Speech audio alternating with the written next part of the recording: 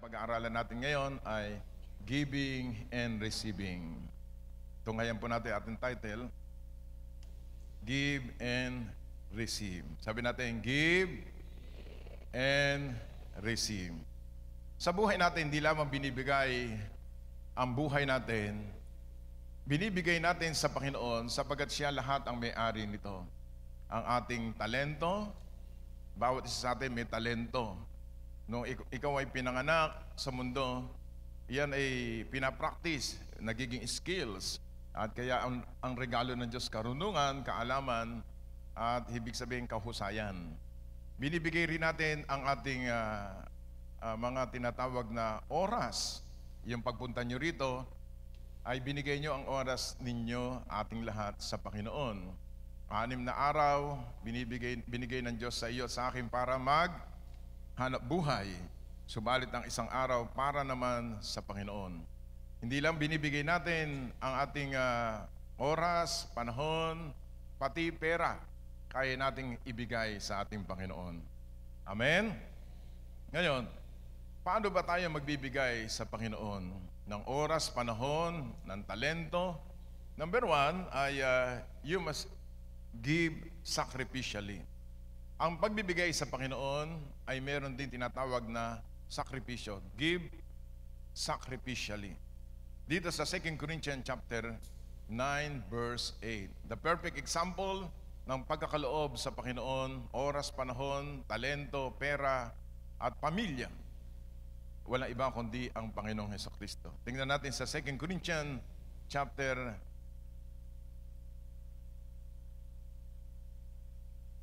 8 verse 9. Chapter 8 verse 9. Basahin natin sabay-sabay. For you know the grace of our Lord Jesus Christ, that though He was rich, yet for your sakes He became poor, that you through His poverty might become rich. Sa totoo, ang sabi ng Biblia, siya ang unang nagbigay sa atin. He is the source of everything. Psalm 24 verse 1, the earth is the Lord and the fullness thereof, the world that dwelt therein. Sabi ng Haggai chapter 2 verse 8, silver and gold are mine, says the Lord. That's the Old Testament. In the New Testament, hindi lamang mahal tayo ng Panginoon, kundi pinakita niya kanyang pag-ibig sa iyo at sa akin nung ibigay niya ang kanyang bugtong na anak na si Jesus. 2 Corinthians chapter 8 verse 9. For you know the grace of our Lord Jesus Christ. Everyone say grace. The word grace, it means unmerited favor o undeserved. Sa Tagalog ay, pagka sa context ng JCTD, the word grace means, hindi nyo na favor. Sa Tagalog ay, libre. Sabihin mo sa katabi mo, mahilig tayo sa libre. Kaya ang Diyos ang author ng free gift o yung libreng regalo. Pagka may bayad, talagang ayaw ng tao yan. Pero sabi ng Bible, you know the grace of our Lord Jesus Christ. Sino naglibre sa atin lahat? Si Jesucristo, ating Panginoon. Na bagamat siya'y mayaman sa lahat, naging dukha. Upang sa kanyang karukaan, tayo ay nagsiyaman. Kaya 2,000 taon na nakakaraan, nung si Jesus ay napako sa krus, nagkaroon ng substitution. Hindi lamang binayaran ng kasalanan natin, pati kahirapan ng tao, inako na ni Jesus doon sa krus ng Kalbaryo. Kaya ang ating mindset, ang ating puso't kaisipan, na tayo naniniwala na kapag ikaw ay nanampalataya kay Jesus, mula sa iyong kahirapan, hahanguin ka sa kahirapan at bibigyan ka ng kasaganaan. Kasi siya ang unang nagbigay sa atin. Ano tinanggap natin? We receive abundant life. Kaya ang tawag dyan, give and receive. Ibig sabihin, you give Him sacrificially. Ang unang nagbigay ng punong-puno ng sakripisyo, ang Panginoong Hesukristo. Amen? Sabihin mo nga sa katabi mo, give sacrificially. Ngayon, naalala nyo si si Abraham. Tayo'y lahi ni Abraham. Meron siyang anak, ang pangalan ay si Isaac. Ang sabi ng Panginoon sa Genesis 22, hiyandog mo sa akin ang iyong anak. Yung pala, tinetesting lang pala siya ng Panginoon kung kaya niyang ibigay ang kanyang kaisa-isang anak sa Diyos. Sa totoo, ang Diyos din na may bigay sa kanya ng kanyang anak. At nung sila papunta na sa bundok ng Moriah at maghahandog na sila, ang sabi ng kanyang anak na si Isaac, tatay. Kasi lumantipan ang pangalan ng amay, tatay . Sa New Testament, sa ating panahon, papa. Kasi may pera. O daddy. At nung nandun na sila sa bundok, saan ho tayo kukuha ng ating paghahandog? Ano sagot ni Abraham? God will provide. Yung pala, yung kanyang anak ang kanyang hiyahandog. So nung tinalian na at nagkaroon ng kahoy para sunugin at saksakin naman, nung sasaksakin na, dumating ang anghel. At ang sabi ng anghel na yun, huwag mo nang patayin ang anak mo, nakita na ng Diyos ang puso mo, ikaw pala'y masunurin sa Panginoon. Sa buhay natin, kung minsan, mayroong mga pagsubok, mga suliranin, niluloob ng Diyos yan para matesting ang puso mo kung ikaw ay tapat sa Panginoon. At kapag ikaw ay tapat sa Panginoon, sasabihin ng Diyos, itong aking anak, kahit may problema, lumalapit sa akin. At nagsisimba, hindi dinirinig si Satanas para mahadlangan ang kanyang paglilingkod. Ganon din sa bigayan. Talaga namang kahit kakain nila, binibigay pa sa kanyang kaibigan para lang madala sa Panginoon. Pag nakita ng Diyos yung tinatawag na sacrificial giving na yan, napakaganda. Ang Diyos ay nagpakilala. Ang sabi ng Diyos sa Genesis 22, ang Diyos nagpakilala sa kanya, He is the great provider.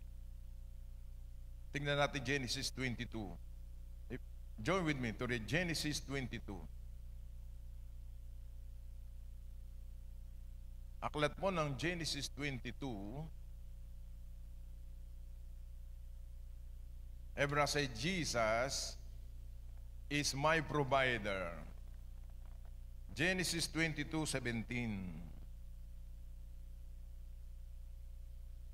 Sino may pangangailangan dito araw-araw? Praise God. Dito sa Genesis 22, ang sabi po ng, basahin natin sa verse 17. Basahin natin sabay-sabay. 1, 2, ready, go.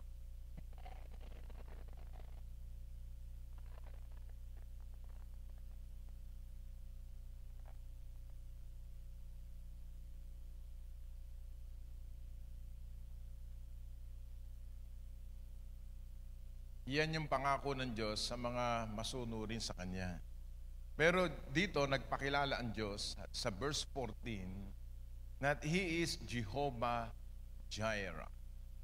Pakilagay mo nga doon. And Abraham called the name of the place, the Lord will provide. As he said to this day, in the mount of the Lord, it shall be provided. Sabi natin, the Lord is my provider. Kaya kapag ang asawa mo humihingi sa iyo, wala kang maibigay, sasabihin mo, the Lord will provide. One more time. Everybody say, the Lord will provide. Pag wala, may pambayad, wala kang pambayad ng kuryente, na may naniningil na, sabihin mo sa naniningil, the Lord will provide. Sabi na ng naniningil, bukas, putol na ang kuryente. Pero pag pinangahawakan mo yun, huwag kayong mag-alala, God will provide. Amen. Alam mo, ang Diyos magaling sa huli yan eh. Doon sa dulo ng buhay mo, doon nagpapakilala ang Diyos na He is a God of miracle. Upang sa ganon, hindi ka magdepende sa sarili mong lakas.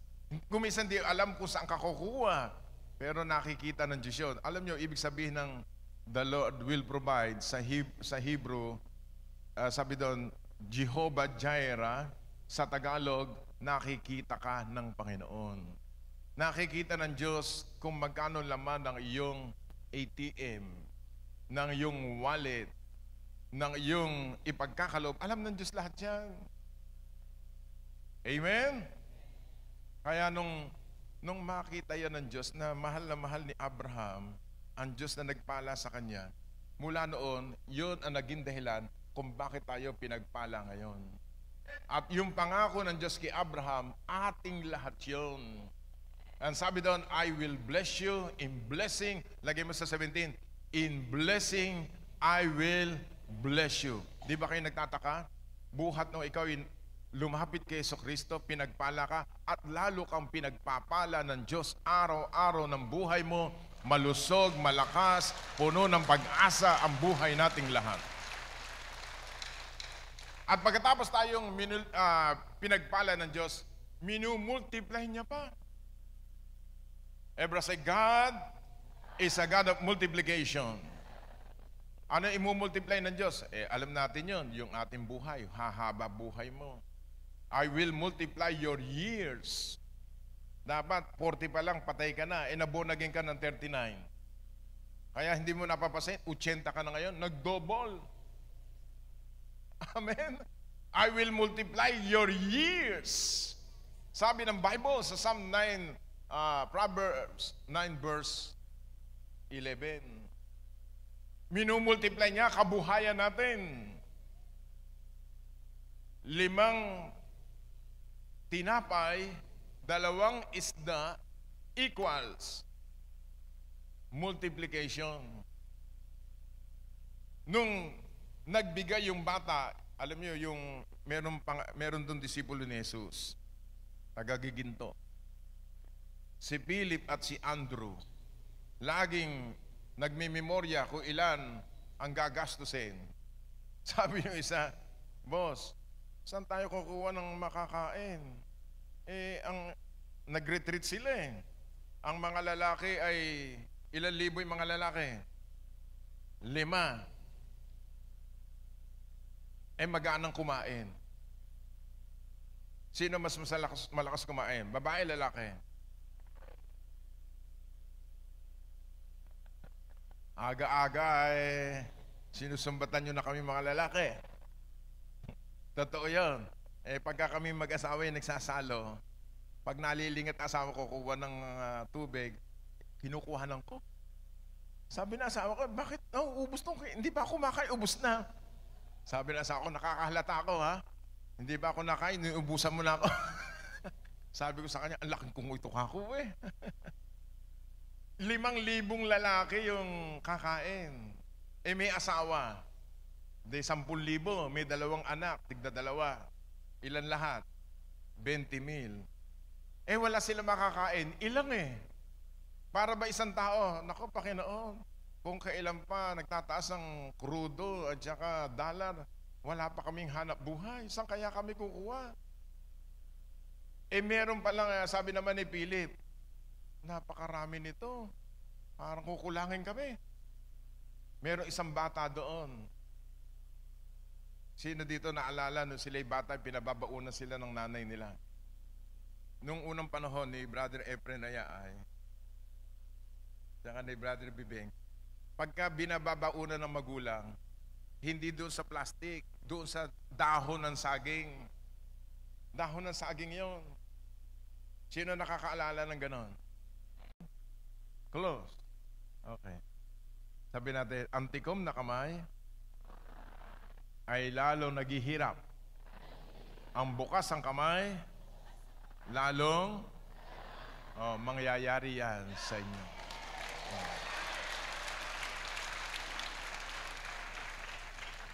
Wala akong nakitang mga kuripot sa mundo na pinayaman ng Panginoon. Meron nga siya, sa buhay niya, sa gitna ng buhay niya, binawi ng Diyos ang buhay niya. Nakalagay yan sa Proverbs 11:24. Ang bukas ang kamay, lalong nayaman. Ang tikom na kamay, lalong naghihirap. Amen. Tingnan mo yung katabi mo, mukhang yayaman eh. Disenyo yan, nandiyan sa inyo eh. Ano? Say hallelujah. So, pangalawa yon, give. Meron pa akong ilang minuto.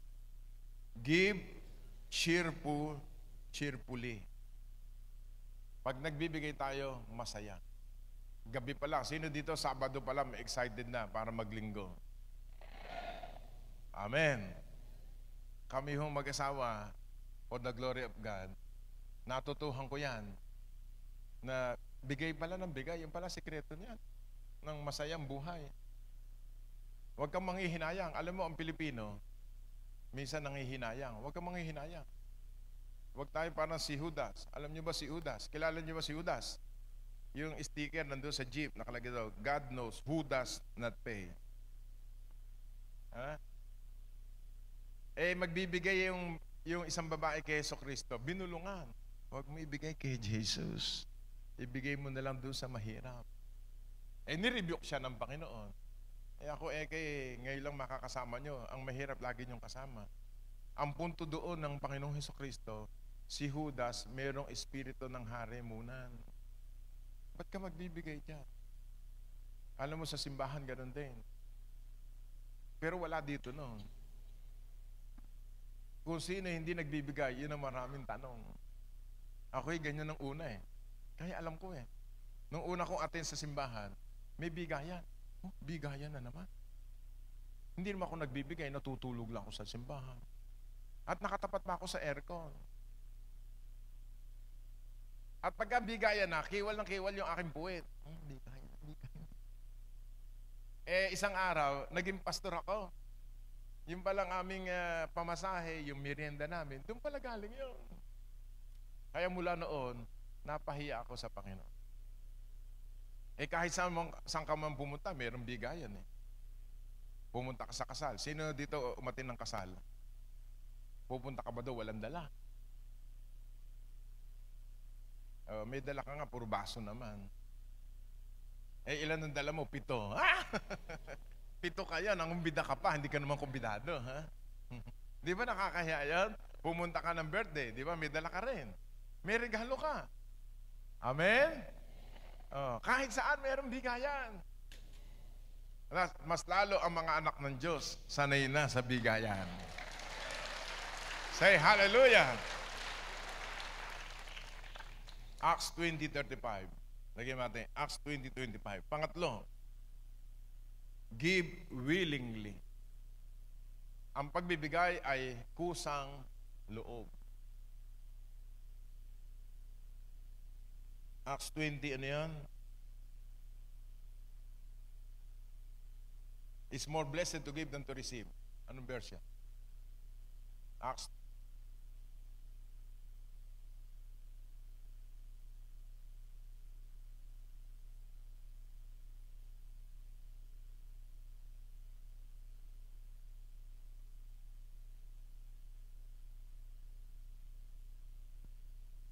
35. Acts 20:35. It's more blessed to give than to receive.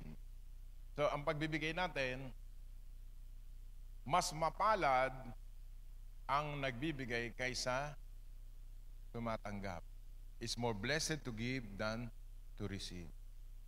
Alam niyo ba bakit? Kasi ikaw yung napili ng Diyos na ikaw ang giver. Mas mapalad, mas masaya ang nagbibigay kaysa tumatanggap. Pero masaya din siyempre ang tumatanggap. Tama ba? Pero kaya nga sinabi doon, it is more happy to give than to receive. Sabihin nga nating lahat ngayong araw na ito, mula ngayon, I am a giver, blessed, and sower. Ano gusto nyo? Yung kayo ay laging binibigay o kayo nagbibigay? Kasi mas maganda pala, darating sa buhay mo, ikaw na yung source ng mga pagpapala. Para maging daluyan ka ng pagpapala sa iyong kapatid, kaibigan mo, ka-classmate mo. Iyon ang gusto ng Diyos. Kaya hindi habang panahon, ganyan ang buhay mo. Ilagay mo sa isip at puso mo, Lord, isang araw, magiging giver ako. Sabihin mo sa katabi mo, practice lang, kapatid. Lakasan mo, galaw-galawin mo. Practice lang yan. Paunti-unti, magpa-practice ka, paunti-unti. Hanggang makita mo isang araw, doon at doon niya ka na. Hallelujah. Palakpakan natin, Panginoon.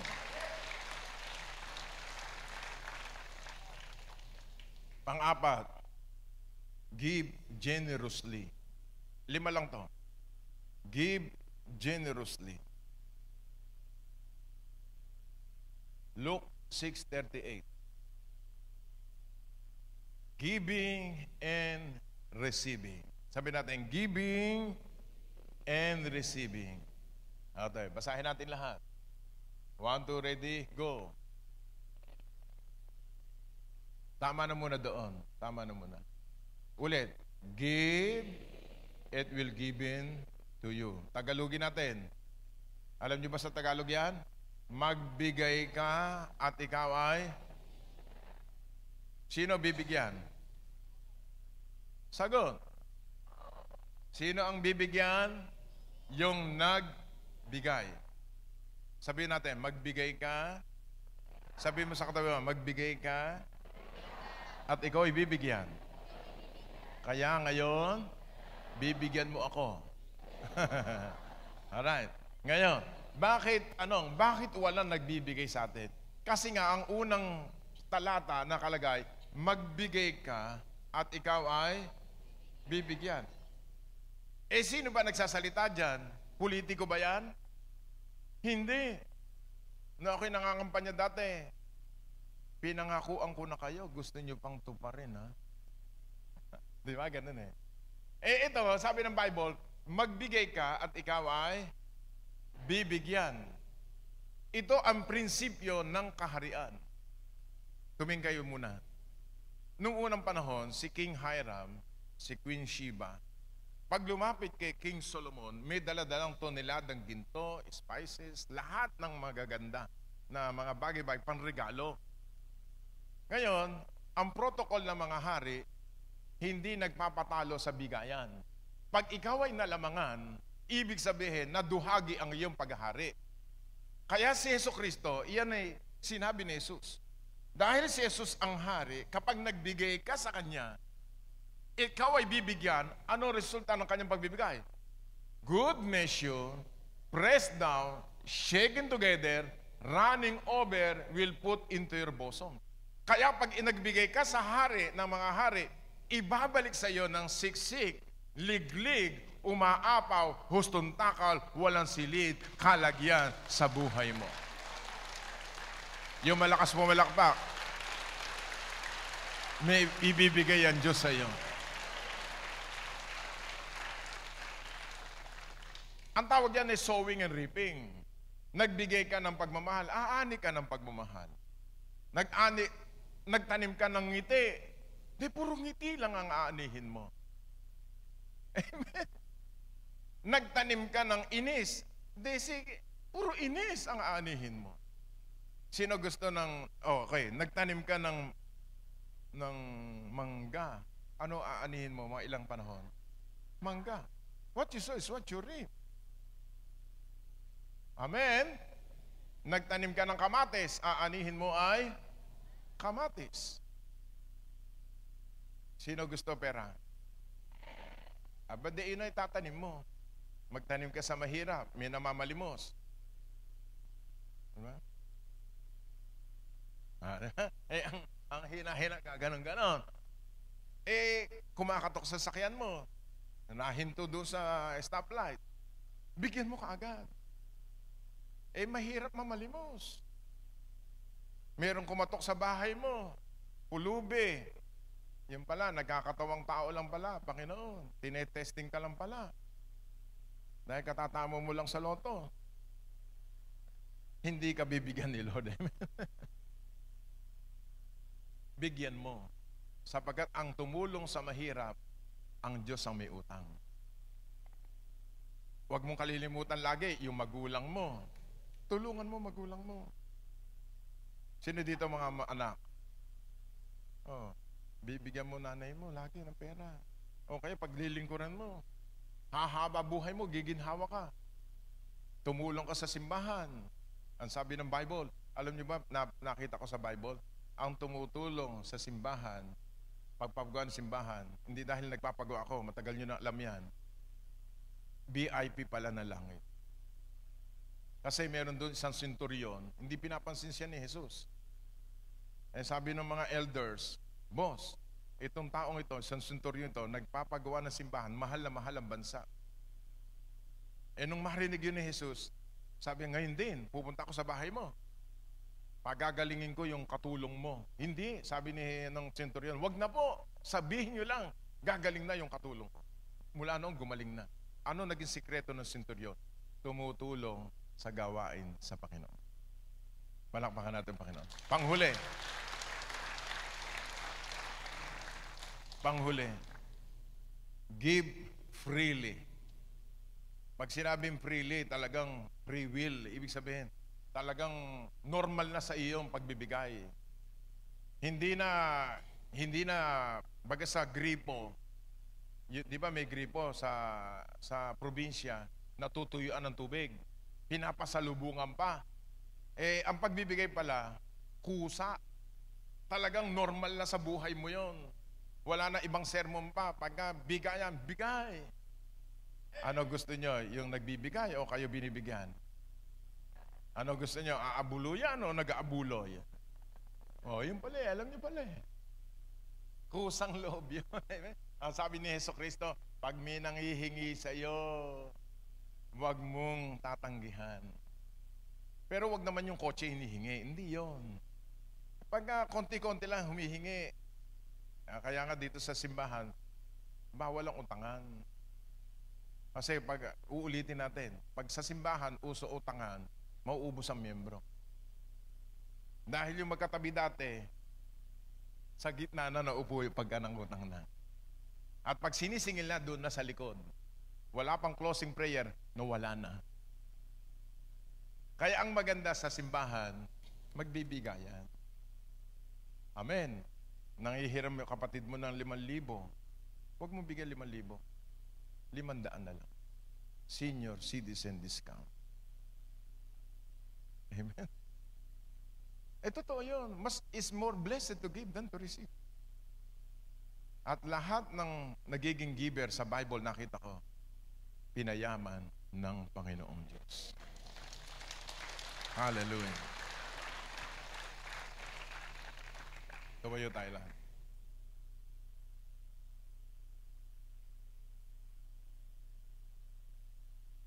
To be continued naman ang teaching natin. Giving and receiving. Sabi natin, giving and receiving. Taas ang dalawang kamay, palahad.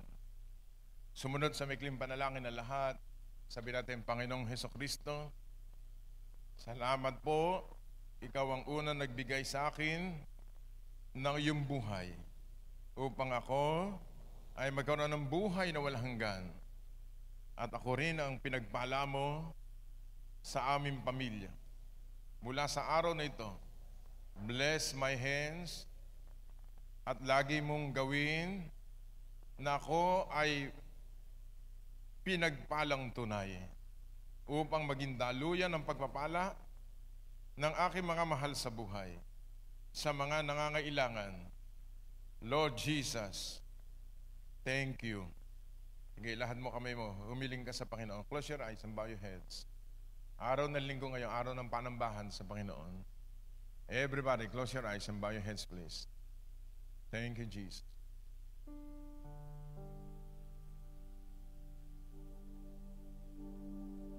I declare anointing.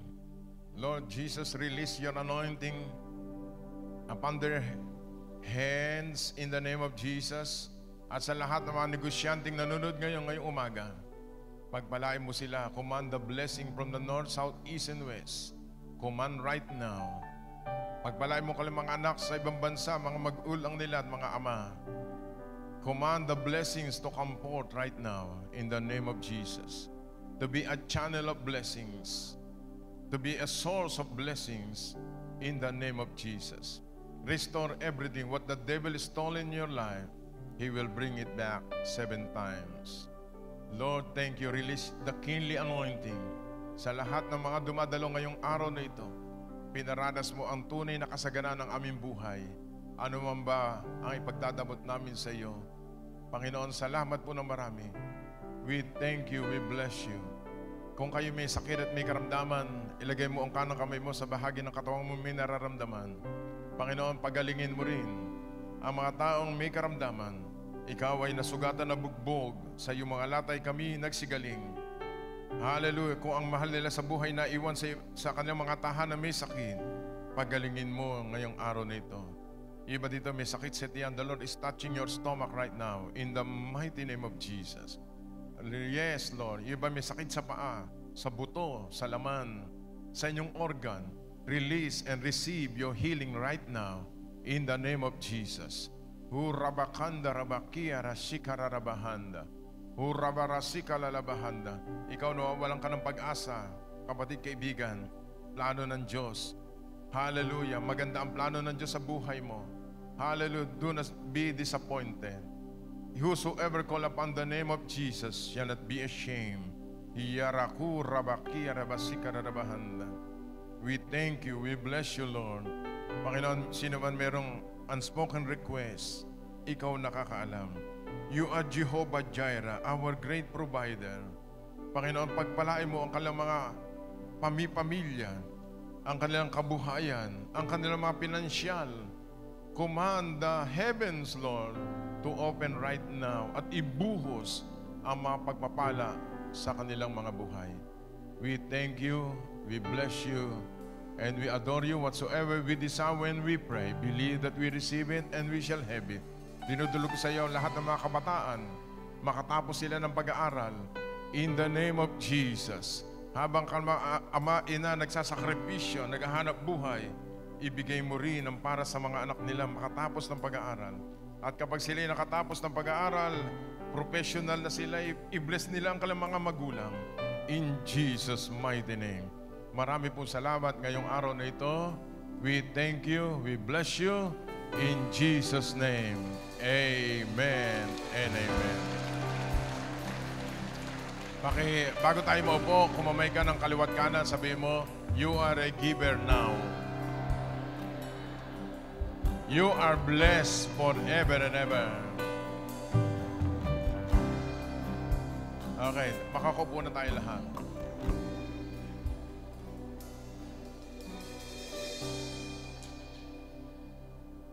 Gusto niyo bang kumanta pa uli ako? Next week. Upo muna kayo, upo na. Kami ho ay, tayo lahat ay may project. May project po tayo. Ang project natin, abang pinapalabas po yung ating, yung favor, pakita mo nga sandali doon, yung favor, magre-report ako sa inyo para alam nyo yung ating ginagalawan. Siguro si Sister Nanette ang mag-report nito. Halika nga, Sister Nanette. Siya ho ang ating treasurer. Ayan. Hindi ka kakanta, Sister Nanette, ha? Magre-report ka. Ito yung ating nagastos na sa simbahan natin. Ayan. Habang napapanood nyo yan, pakinggan nyo itong report ni Sister Nanette. Ayan, may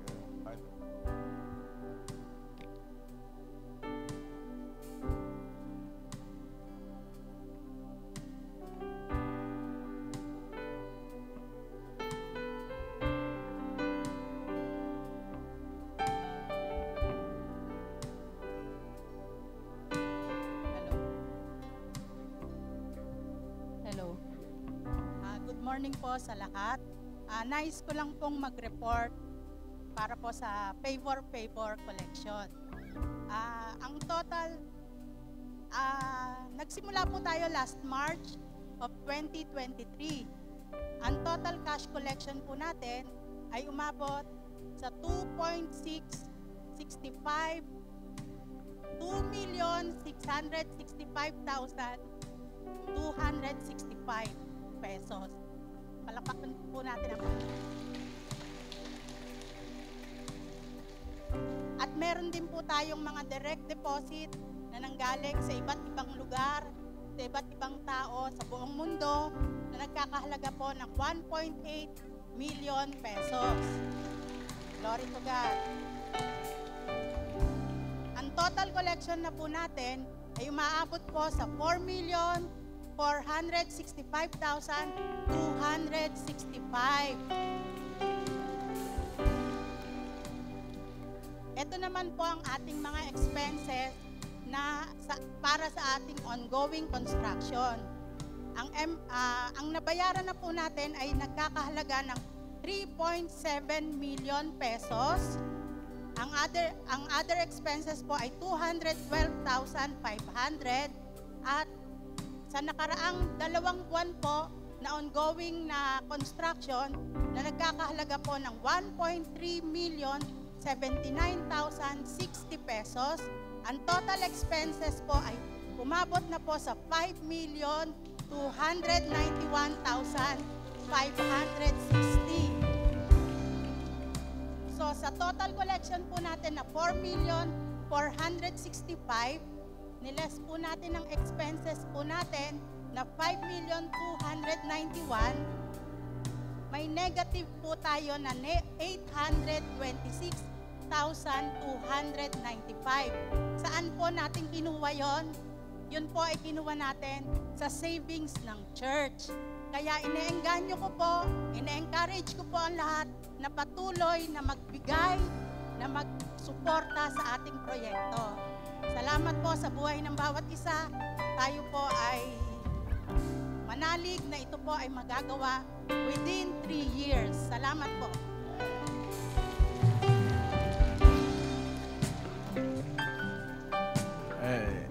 Yung pong ating engineer, in-house na lang natin, in-house. Si Engineer Jerry De La Cruz, yung pong ating engineer. Siya po yung chairman ng ating pong engineering department.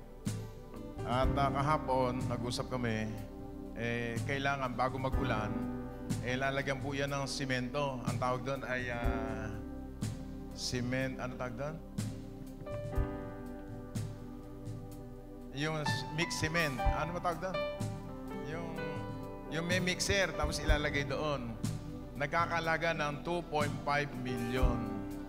2.5. Sabi ko sa treasurer at pastora, may pera pa ba tayo? Awanin. On the way. Sabi ko, paano mangyayari yon? Saan tayo kukuha? Si Sister Tess, yung aking financial na magaling to sa finance, bakit di tayo magbigay ng 20-20 hanggang malikom natin? Yun ay voluntarily yun, sacrificial giving.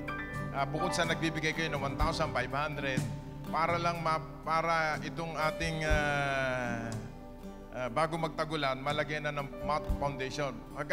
Pagkatapos nito, pwede kayo mamasyal doon para nakita yung mga bakal na nandoon sa, mga 12 feet po yung taas Kaya, Sister Tess, halika nga dito. Ikaw nga magpaliwanag. Sila ho yung mga sa Businessman's Fellowship.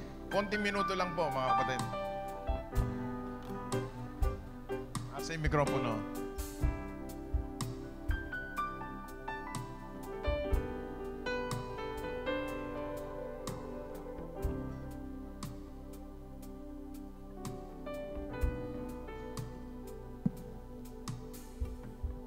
Hello po. Tulad po ng sabi ni Bishop, nag-uumpisa na po yung ating Favor Auditorium. At ngayon po ay sisimentohin na po yung foundation at maglalagay na po ng ready mix. Kailangan po natin ng 2.5 million. Amen. Ngayon po, yung 2.5 million, sabi po namin, i-divide na lang po para mas madali pong magbigay, i-divide na lang po sa tig to 20,000, naka 20,000 na per tao, ito lang po ay magiging 125 person ang magbigay ng tig to 20,000. Tapos na po yung 2.5 million. Amen. Ngayon po, alam ko naman po na lahat tayo ay may savings, lahat po tayo ay may trabaho, at gusto po natin na makapag-donate para sa church. kumbaga po sa tubig o sa kamote, tatalbusan lang po natin yung ating mga savings or yung ating mga resources para makapag-pledge po tayo sa gawain ng Panginoon. Kaya niyo po ba yon?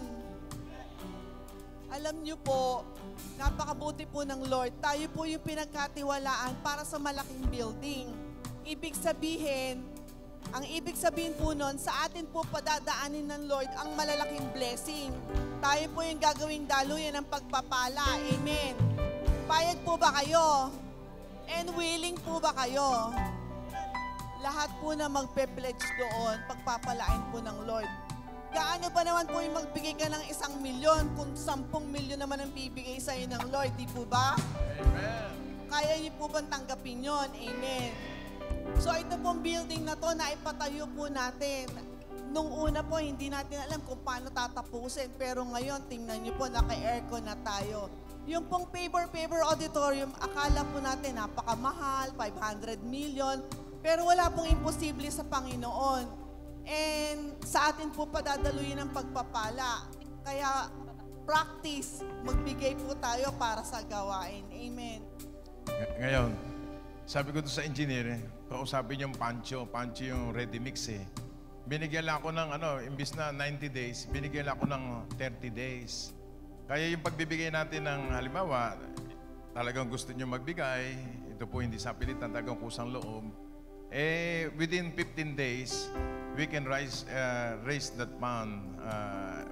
Ngayon, yung mga gusto, siyempre may manifestation, lumapit lang kayo kay Sister Tess. Siya ho yung ating kuha ng mga pangalan. Natahimik ang kalangitan. Okay po. Kami hon dalawa, nag-volunteer na kami kahapon, tig-20. Kaya lumapit lang kayo kay Sister Tess mamaya. At yan naman within 2 weeks para o-order ako ikaw. Ayun, si Pastor Jojo.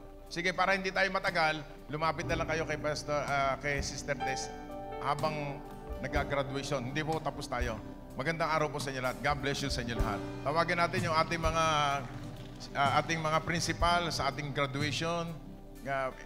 Tunghayan niyo po yung ating ito po ang ating director ng Holy Spirit Encounter Retreat.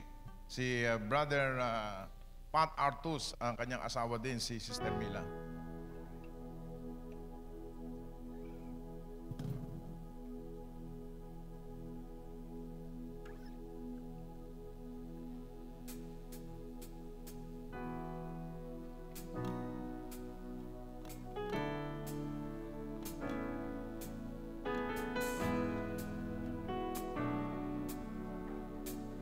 Hello. Magandang umaga po sa ating lahat. Hayaan niyo pong basahin ko po sa inyo ang nilalaman po ng Certificate of Completion para po sa 28 miyembro po ng ating church na nag-graduate sa Holy Spirit Encounter and Retreat na ginanap po noong March 1 and 2, 2024. Jesus Christ the Deliverer Church. Mercado Street, Tuktukan, Giginto, Bulacan, Philippines. SEC registration number A1998-1617. This certificate of completion is awarded for having participated in the Holy Spirit Retreat Seminar, Batch 8.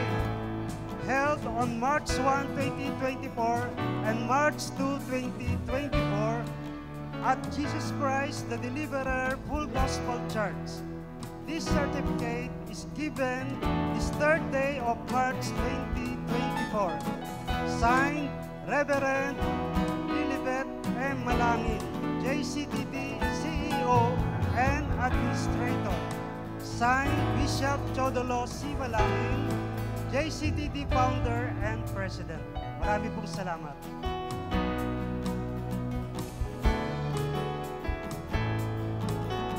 Po, ang ating pong mga graduates, Miracle Grace Busito, Ruben Cacayurin, Elaine Castillo, Paul Calvin Coral, Casimira Lynn Estrella, Celestino Estrella, Karen Joyce Estrella, Katrina Estrella, and Emma Gurido.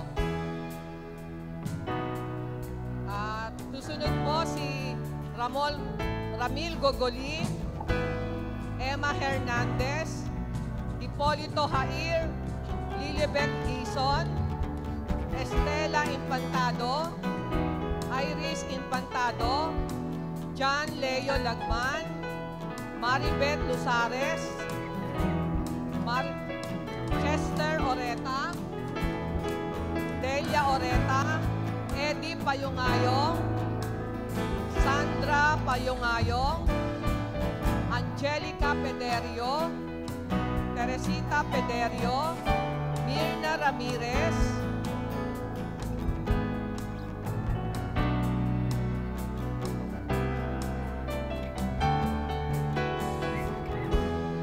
Amelia Sanchez, John Paul Santos, Joseph Santos, and Jonah Leia Valiente.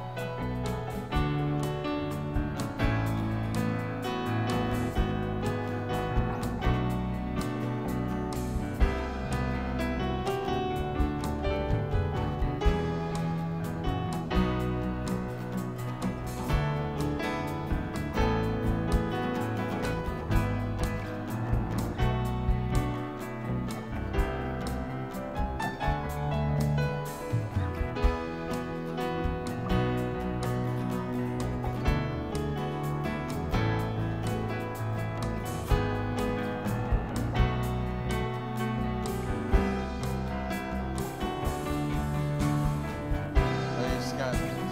Meron na tayong graduate ulit ng SOL 2.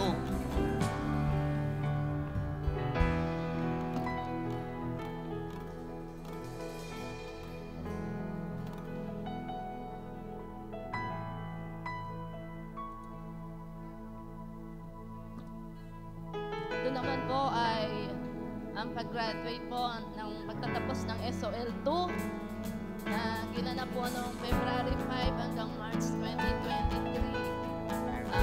Sabi po dito, this certificate of participation is hereby awarded to for actively completing the course School of Leaders SOL 2 sponsored by the Education Ministry of JCTD. This certificate is given today, the year of our Lord, signed Bishop Theodore Dumalangin and Reverend Lilibet Malangin.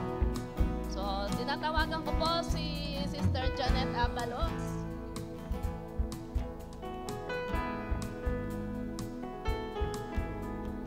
Sige po. Sister Tess Agustin. Nasa abroad na po. Praise the Lord.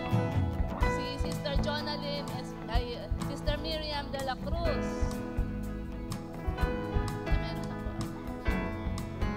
Sister Jonalyn Espiritu. Sister Emma Hernandez.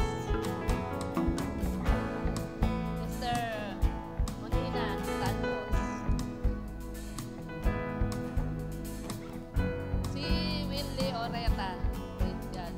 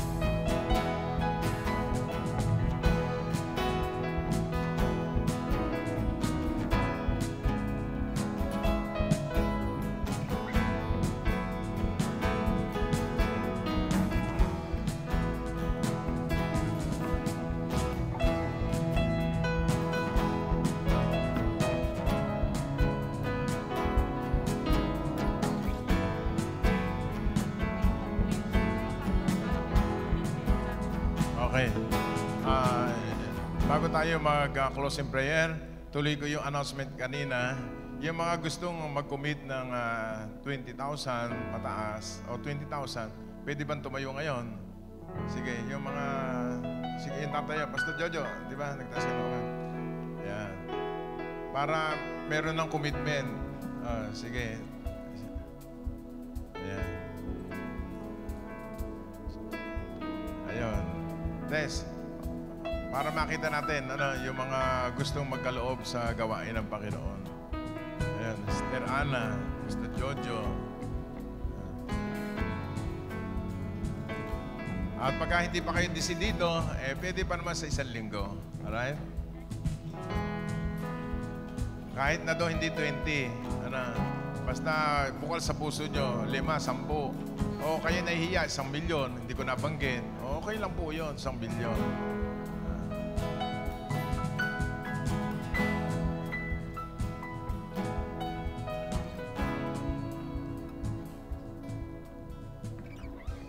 Meron pong meeting ang mga women's after po ng service. Sige po, kung nakuha na po yung mga pangalan, ay makaupo na po. Maraming salamat po. Gusto ko lamang pong magpatotoo ng konti.